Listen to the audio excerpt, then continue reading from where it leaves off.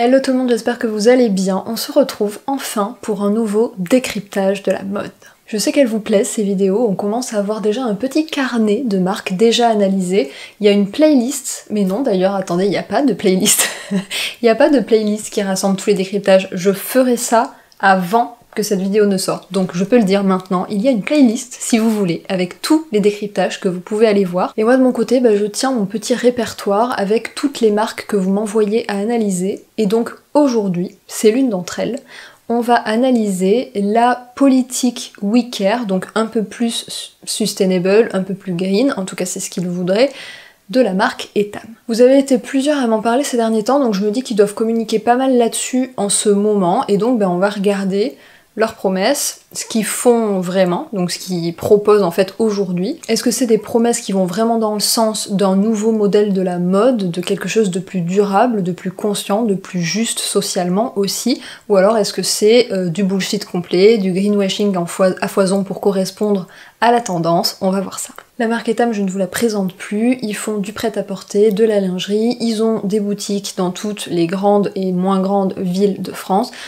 Ça fait partie des grands acteurs de la mode française, et donc clairement, on parle pas ici, on ne va pas parler de slow fashion. Hein. Clairement, on le sait, Etam n'est pas un acteur de la slow fashion, c'est-à-dire qu'ils renouvellent constamment leurs collections, qu'ils ont des campagnes de pub pour faire acheter toujours plus. Clairement c'est une marque qui a grandi en se basant sur le modèle de la fast fashion, donc produire toujours plus, mettre toujours plus d'argent dans les campagnes marketing pour faire acheter toujours plus, et ainsi activer le cercle vertueux du capitalisme, de la croissance à gogo, etc. C'est comme ça que s'est construit cette marque, c'est comme ça qu'elle a grandi, c'est comme ça que quand je vous parle de la marque Etam, je n'ai pas besoin de vous expliquer qui elle est, comment s'écrit son logo, etc. Vous la connaissez, mais comme vous le savez, tout se nuance. Ce n'est pas parce que la marque Etam elle s'est construite sur ce modèle-là, et d'ailleurs on en a déjà parlé dans le décryptage de H&M ou de Adidas, que ça ne peut pas changer et qu'ils ne peuvent pas aujourd'hui avoir un vrai rôle à jouer pour la construction d'un nouveau modèle. Il faut pas oublier en fait que ces marques qui sont puissantes aujourd'hui, qui ont les sous, c'est elles en fait qui peuvent avoir du poids sur les fournisseurs pour leur demander de changer, c'est elles qui peuvent avoir l'argent pour, je sais pas, inventer de nouveaux matériaux plus durables, plus écologiques, etc. Ça va venir d'elles en fait.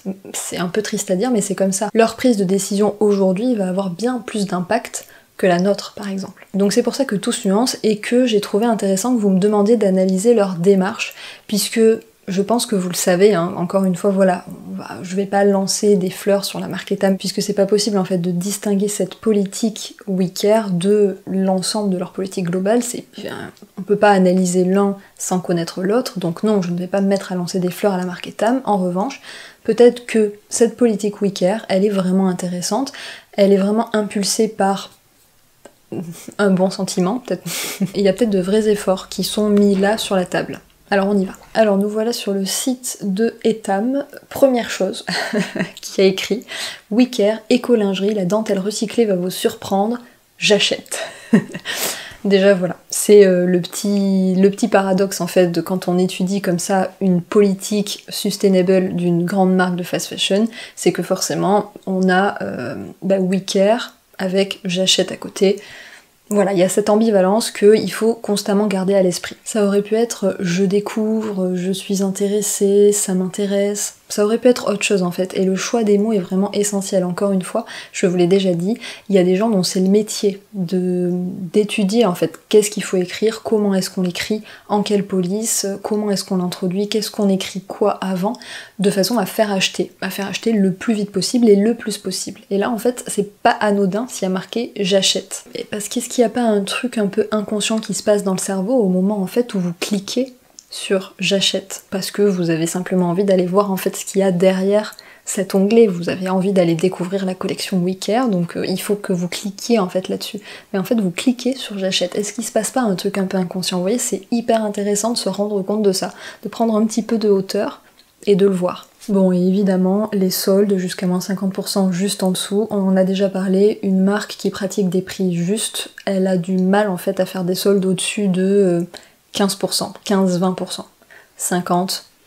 Mais allez, je vais pas cliquer sur j'achète tout de suite, je vais essayer de trouver la page en fait où ils expliquent un petit peu ce que c'est que ce programme WeCare, leurs promesses, qu'est-ce qu'ils comptent faire, qu'est-ce qu'ils font aujourd'hui, bref c'est ça qui nous intéresse. Alors, la marque, notre univers, plus que de la lingerie, un état d'esprit, une philosophie de vie, de notre histoire à nos engagements pour une mode plus durable, découvrez l'univers Etam. Donc déjà dans le petit paragraphe introductif de l'univers de la marque, on parle d'une mode plus durable, donc c'est sérieux les gars.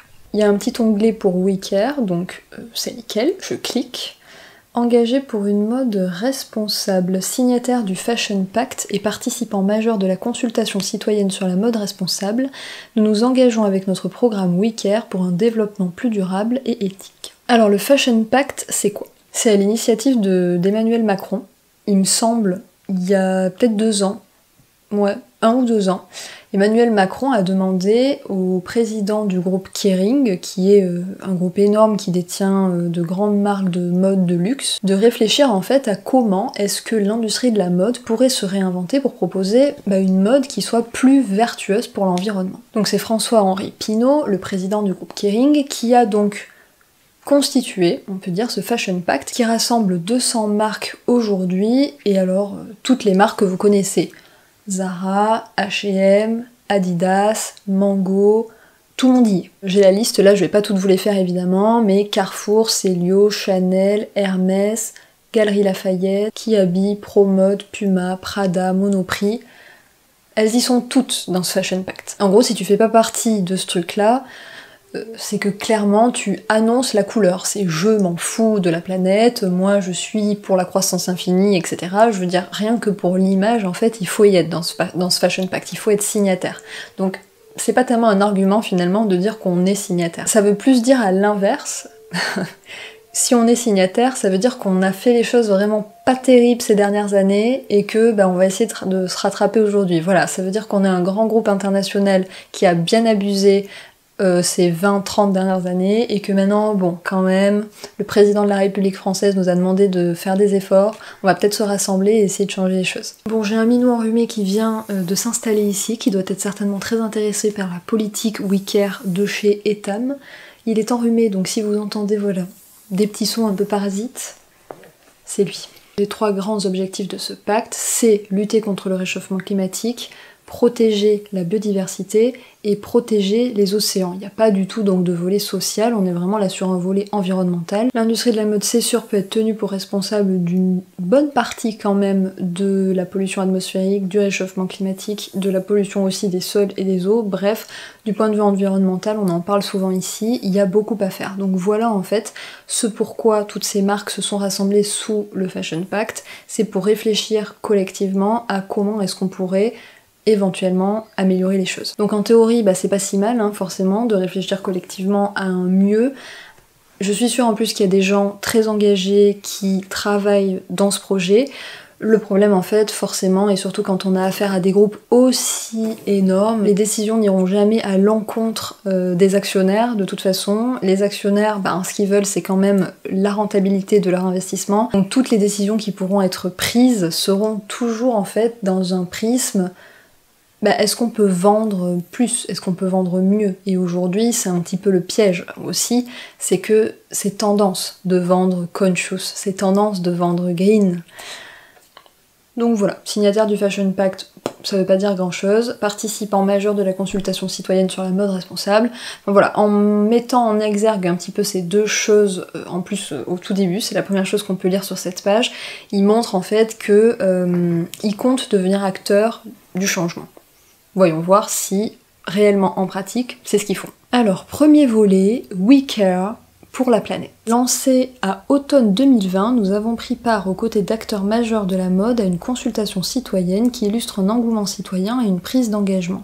107 000 participants pour 3 000 propositions et 500 000 votes pour prendre 12 engagements communs regroupés en 6 thèmes majeurs. Voilà, donc quand on regarde un petit peu le rapport de cette convention citoyenne, sur donc les 107 000 citoyens interrogés, là c'est les principaux thèmes qui sont ressortis. Le thème principal c'est le recyclage et la seconde main et vient ensuite, donc comme c'était écrit, les matières et les procédés de fabrication. Donc voilà, ça c'est les principaux thèmes, et moi en fait il y a un truc qui me choque quand même assez, c'est que le thème principal qui ressort, donc c'est vraiment le point d'amélioration, ce que les consommateurs voudraient que les marques améliorent en premier, c'est le recyclage et la seconde main. Ça, pour moi, ça montre que la société n'est clairement pas prête, et j'en suis la première navrée, à réduire sa consommation, puisque au lieu de demander aux marques de produire moins, on leur demande de s'assurer en fait de la fin de vie des vêtements qu'elles vont produire, donc d'assurer le recyclage ou ensuite la vente de seconde main. On n'est pas du tout en train de leur demander déjà à la base de produire moins, alors que c'est évidemment le principal problème. Et c'est là en fait où je vois que même quand on consulte le consommateur, il va pas dans la bonne direction, quoi. Parce qu'en fait, demander à une marque de recycler les vêtements qu'elle produit, certes, elle va peut-être pouvoir elle-même recycler les vêtements, sauf qu'en fait, en général, c'est pas du tout ça qui se passe. Les marques, elles font des collaborations avec des entreprises qui recyclent, mais le truc, c'est qu'en fait, on n'a pas non plus besoin de tant de matière textile à recycler que ça. Je veux dire, à un moment donné, il faut être raisonnable et réaliste. Il n'y en a pas besoin. Et puis d'ailleurs, quand on regarde les chiffres, et j'aimerais beaucoup vous faire une vidéo à ce sujet, dites-moi dans la barre d'informations si ça vous intéresse, mais il faut savoir que même quand vous mettez vos vêtements dans une borne relais, donc c'est-à-dire une borne de recyclage textile, environ 50% de ces vêtements-là, ils sont envoyés dans d'énormes ballots en Afrique pour être normalement revendus sur les marchés, sauf qu'en fait les marchés africains, ils sont complètement ils sont noyés en fait par tous ces vêtements-là qui viennent des États-Unis, de l'Europe, etc.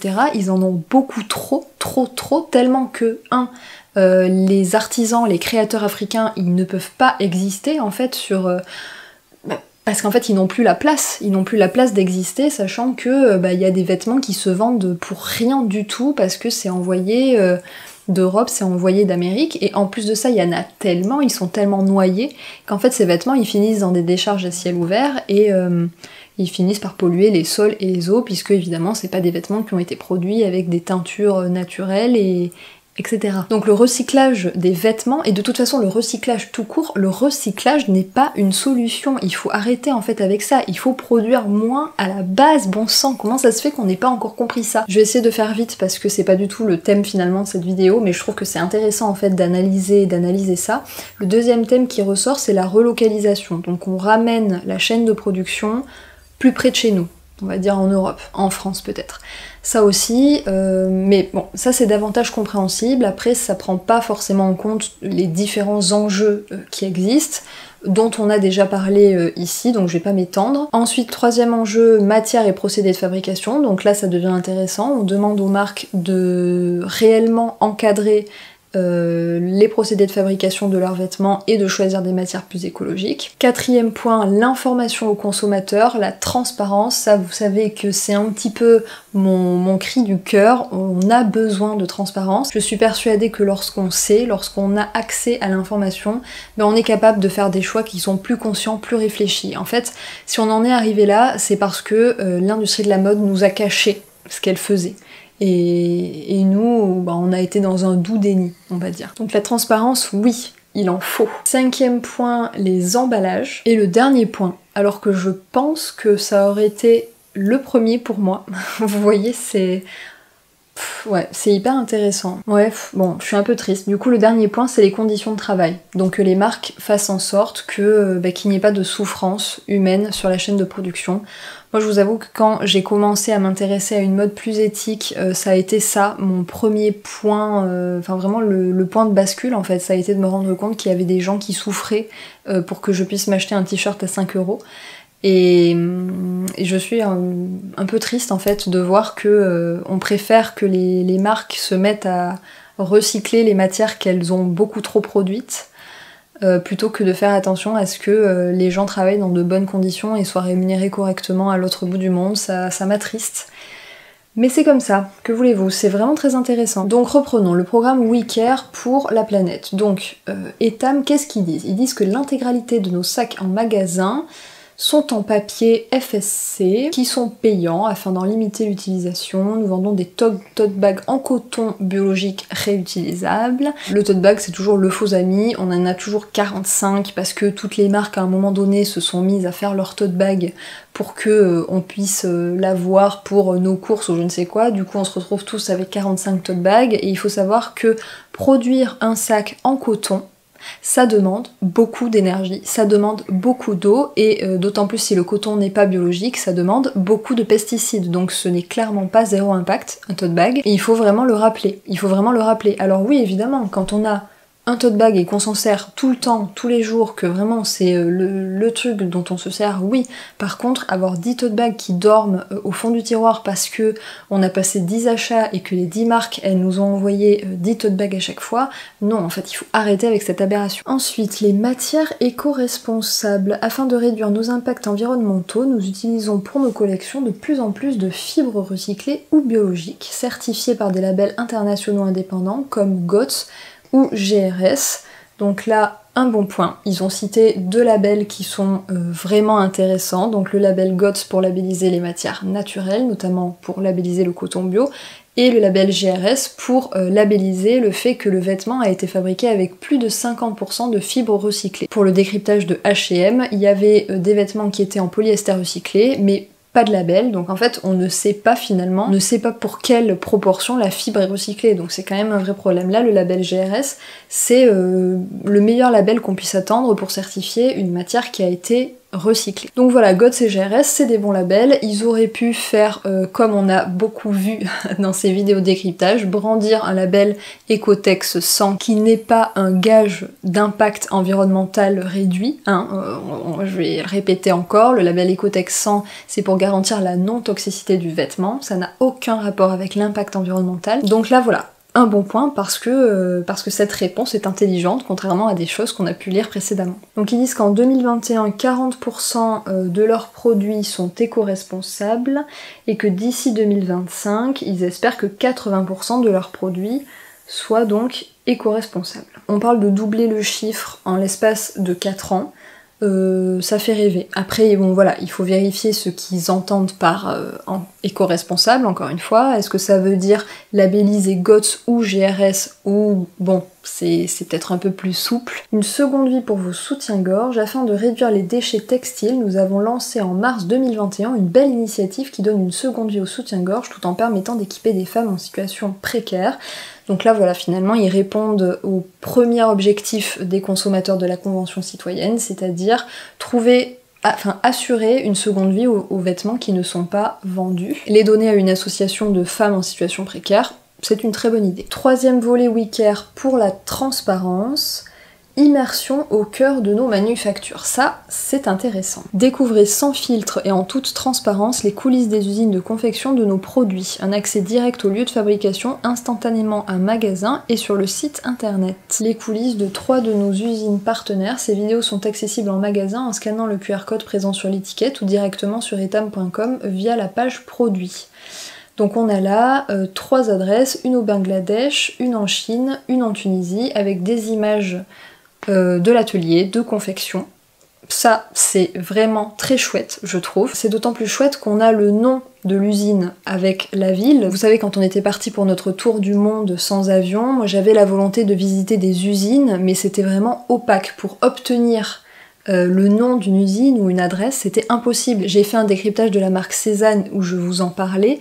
La marque Cézanne avait refusé catégoriquement de me donner ne serait-ce qu'un seul de ses fournisseurs en Chine, sous prétexte que y avait de la concurrence, patati patata, alors que là vous voyez le groupe Etam, clairement on a l'adresse. Là par exemple, si j'avais été en Chine, j'aurais pu les contacter parce que j'ai le nom de l'entreprise, j'ai la ville et j'aurais pu m'y rendre comme ça, juste pour aller voir à quoi ça ressemble, pour pouvoir moi-même de mes yeux constater ce qui s'y passe. Donc bon, encore une fois, je remue un peu le couteau dans la plaie, mais moi j'avais été un petit peu déçue par Cézanne, et d'autant plus quand je vois ça, quand je vois que des marques comme H&M, pareil, brandissent des listes de leurs fournisseurs, que la Etam montre carrément des images. Après, encore une fois, ça ce sont des images d'ateliers de confection, il faut pas oublier que ça arrive en bout de chaîne de production, et qu'avant de fabriquer le t-shirt, il faut avoir fabriqué le tissu, et qu'avant d'avoir fabriqué le tissu, il faut avoir fabriqué le fil, et qu'avant d'avoir fabriqué le fil, il faut avoir récolté le coton.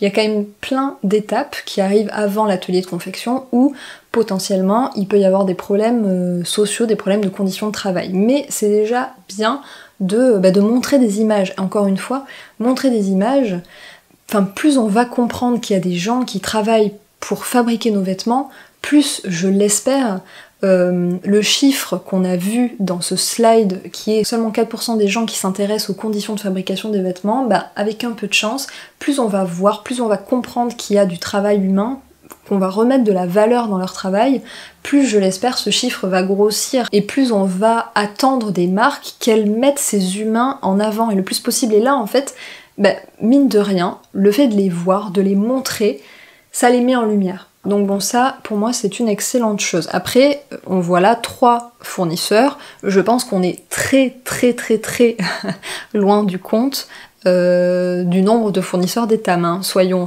clairs, 3 fournisseurs c'est pas beaucoup. Mais je dis ça, et juste en dessous, il y a écrit « Objectif fin 2021, 100% de nos produits dévoileront leurs coulisses de fabrication ». Donc eh bien, moi j'ai hâte de voir ça. Franchement, j'ai vraiment hâte, ce serait vraiment chouette. 100% des produits dévoileront leurs coulisses de fabrication. J'ai hâte de voir sous quelle forme ça va être.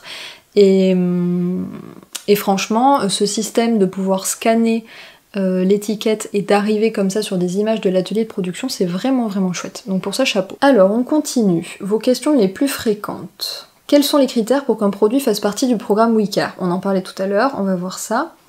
Pour faire partie du programme WeCare, nos produits doivent répondre à au moins un des 6 critères définis par notre politique RSE. Utilisation d'une matière éco-responsable ou upcyclée, comme par exemple le coton bio ou le polyester recyclé. Utilisation de procédés innovants et responsables, développement par une entreprise certifiée commerce équitable, ou made in France. Alors vous me connaissez, c'est dommage que ce soit au moins un. C'est un petit peu dommage qu'on puisse pas cumuler les deux, c'est-à-dire avoir un vêtement qui ait un aspect social et un aspect environnemental positif. C'est dommage que ce soit au moins un des deux. Donc voilà le chiffre qu'il disait tout à l'heure, c'est-à-dire que 80% de leur ligne de vêtements correspondrait à quelque chose d'éco-responsable, ça veut dire que 80% des vêtements vont avoir au moins un de ces 6 critères. Quelles matières font partie du programme WeCare? Voilà qui est intéressant aussi. Alors, une matière intégrée au programme WeCare est une matière qui diminue l'impact de l'industrie textile sur l'environnement. Donc chez Etam, nous les avons catégorisés de 3 manières. Les fibres naturelles biologiques ou recyclées, comme le coton biologique, le lin et la laine responsable ou recyclée. Ça, on est d'accord, surtout que ils ont bien fait attention à ne pas mettre le coton tout seul, hein. On parle pas là d'une fibre naturelle, puisque on l'a déjà vu plein de fois, mais le coton conventionnel ce n'est pas du tout une fibre écologique. Là ils précisent bien que c'est le coton biologique, ça c'est top. Deuxièmement, les fibres artificielles responsables, qui sont issues de la transformation chimique de fibres naturelles végétales ou animales, comme par exemple la viscose, le cupro. Bon, là, ils perdent le bon point que je leur avais donné, puisque ni la viscose ni le cupro ne sont des matières écologiques, hein. La viscose et le cupro, ce sont bien des matières artificielles, comme ils le précisent, c'est-à-dire des matières qui sont fabriquées à partir de matières naturel, la plupart du temps à partir de bois, mais ça peut être, comme ils le disent, d'origine animale. On fait aussi des fibres textiles artificielles à partir de lait par exemple, mais la plupart du temps voilà, c'est à partir de cellulose de bois. Mais le problème c'est que certes on part de quelque chose qui est naturel, mais on rajoute à ça beaucoup de solvants, c'est-à-dire beaucoup de chimie. La plupart du temps, et surtout dans ce genre de grandes marques de fast fashion, c'est fabriqué à l'autre bout du monde, dans des pays où tout ça n'est pas très encadré. Et donc c'est là en fait où on assiste à la pollution des sols, à la pollution des eaux, et même parfois, aïe aïe aïe aïe, Minou, aïe aïe aïe aïe, à l'exposition des travailleurs à des substances toxiques. Donc non, clairement, la viscose, le cupro, ce ne sont pas des matières écologiques. En revanche, il existe des fibres artificielles qui sont plus écologiques, le tencel par exemple, qui est une sorte de viscose mais fabriquée en circuit fermé, et la viscose Ecovero par exemple, qui nécessite moins d'eau, moins d'énergie pour être fabriquée. Je citerai ces deux-là, la viscose et le cupro, non. Et enfin, les fibres synthétiques recyclées, comme le polyester recyclé, produit à partir de déchets plastiques recyclés, le polyamide recyclé, qui provient de chutes de production recyclées, etc. Encore une fois, ce n'est pas sans nuance, cette réutilisation des matières synthétiques. Je vous laisse dans la barre d'infos un article que j'avais écrit sur le pour et le contre du polyester recyclé. Mais bon, c'est peut-être l'un des sujets aussi où c'est intéressant que ce soit des grands groupes qui se penchent dessus, donc sur le recyclage de ces fibres synthétiques, parce que c'est peut-être là où il y a de l'avenir, c'est-à-dire de la recherche à faire, de façon à ce que, par exemple, on arrive à obtenir une fibre recyclée qui soit 100% recyclée, puisque aujourd'hui, avec les techniques qui existent, on est encore obligé de rajouter des fibres neuves aux fibres recyclées pour réussir à avoir une fibre suffisamment résistante. Donc voilà, peut-être que la recherche va faire en sorte que tout ça va s'améliorer et que ça va aller dans le bon sens. Pareil, peut-être que d'ici quelques années, nos machines à laver seront capables de filtrer les microparticules de plastique que relâchent les vêtements synthétiques. Tout ça, c'est possible. Et peut-être que, encore une fois, c'est ce genre de coalition de grandes marques qui peut faire, pourquoi pas, bouger les choses. Il conclut en disant que les matières retenues sont certifiées par des standards indépendants, comme par exemple GOTS, GRS, RWS, labels qui garantissent une traçabilité totale depuis la matière première. Donc GOTS, GRS, on en a parlé. RWS, c'est pour certifier la laine, pour certifier à la fois d'un point de vue environnemental et éthique animale la laine, donc c'est vraiment très intéressant. Et en effet, ces trois labels vont garantir une traçabilité totale de la matière première, donc c'est vrai. Et je dois dire que c'est quand même assez rare de lire des choses correctes et justes sur ce genre de site de grandes marques. Je crois que c'est l'une des premières fois que ça nous arrive quand même, donc je tiens à le souligner. Comment peut-on s'assurer qu'il n'y ait pas de substances toxiques sur vos produits? Ça c'est intéressant aussi. Afin d'offrir des produits de grande qualité, nous appliquons la réglementation européenne REACH sur l'utilisation de substances chimiques pour l'ensemble de nos produits. Ça c'est une obligation européenne. Pour importer des vêtements et les vendre en Europe, il faut forcément se soumettre à la réglementation européenne REACH, donc encore heureux. De plus, par principe de précaution, nous avons fait le choix d'ajouter à la liste de substances interdites celles en cours d'étude par les associations, comme par exemple les substances listées par le rapport Detox de Greenpeace. Très bonne chose.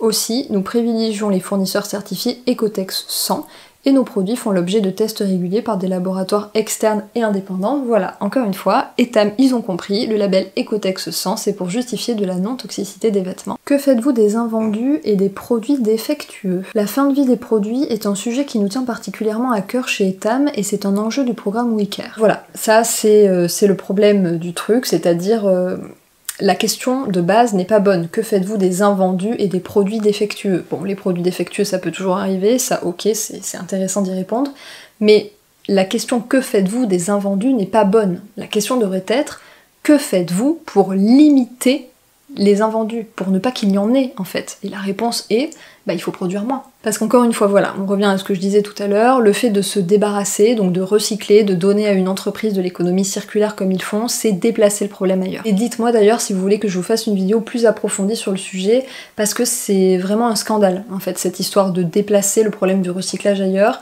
Il faut, selon moi, qu'on remette de la lumière là-dessus. Dans quel pays sont fabriqués les produits? Nous produisons en Europe, en Asie et en Afrique, dans des pays comme la Chine, le Portugal, l'Italie, le Bangladesh, la Turquie, la Tunisie et le Maroc, qui ont une expertise sur nos produits de lingerie et de prêt-à-porter. Écoutez-moi, sur ce point-là, j'ai vraiment envie de voir ce qu'ils vont faire avec, du coup, davantage de transparence, montrer les images de leurs différents ateliers, faire en sorte que 100% des produits soient traçables.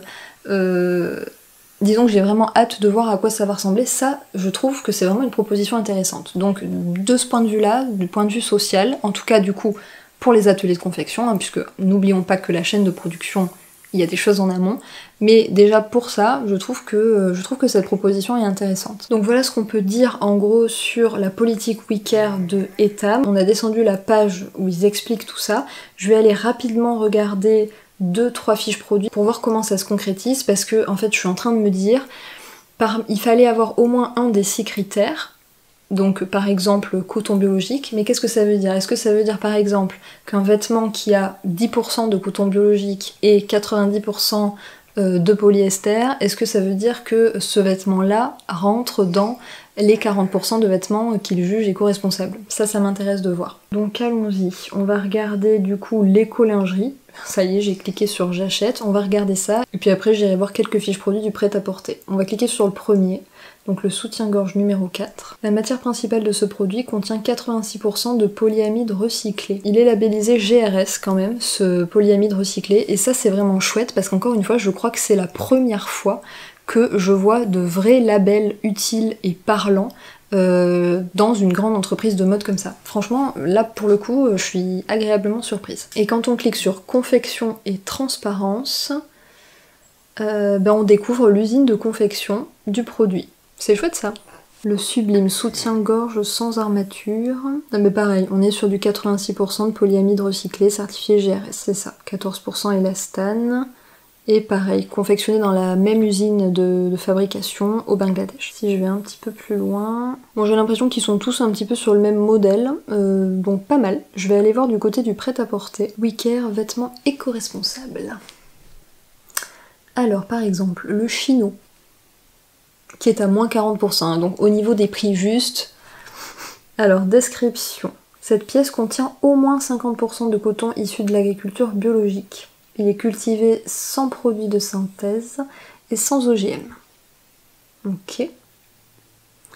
Donc matière et entretien, on est sur 98% de coton, donc bio, certainement. Alors en revanche, ce que je suis en train de me dire, c'est que là, il ne précise pas que le coton est certifié GOTS.